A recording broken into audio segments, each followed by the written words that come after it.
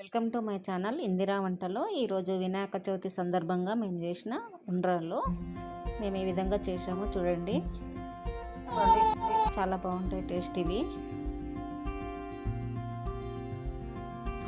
ఒక బౌల్ తీసుకొని 2 కప్పుల గోధుమ పిండి వేయాలి.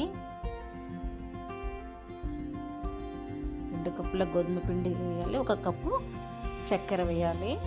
షుగర్ 1 కప్పు వేయాలి.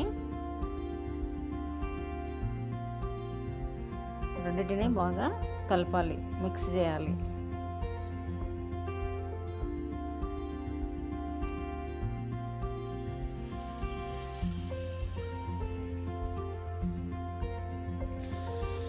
ఇలాచీ పౌడరు వేయాలి. ఇందులో 2-3 ఇలాచీ పౌడర్లు దంచి వేయాలి. పాలతోని కలుపుకోవాలి. ఈ విధంగా వచ్చేటట్టు కలుపుకోండి. పాలతోని మనకు బాల్స్ వచ్చేటట్టుగా కలుపుకోవాలి, మరీ పలచగా కలుపుకోవద్దు.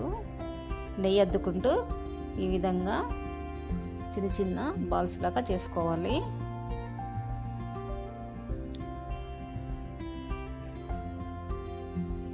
స్టవ్ ఆన్ చేసి బాండి పెట్టి తగినంత నూనె వేసుకోవాలి. తర్వాత నూనె కాగిన తర్వాత ఈ బాల్స్ అన్నిటిని కూడా అందులో వేసుకొని మంచిగా డీప్ ఫ్రై చేసుకోవాలి.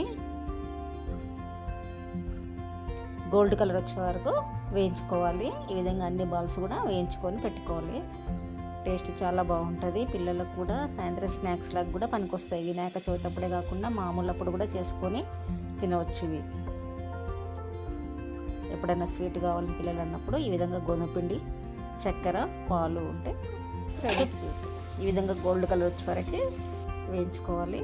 వేయించుకుంటే సరిపోతుంది. ఉండ్రాలు రెడీ, తీపి ఉండ్రాలు రెడీ.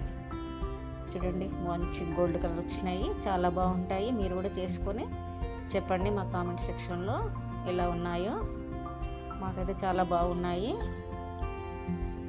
మార్నింగే చేసి వినాయకునికి పెట్టేసాం నైవేద్యంగా. పాయసం, చిత్రాన్నము ఇవన్నీ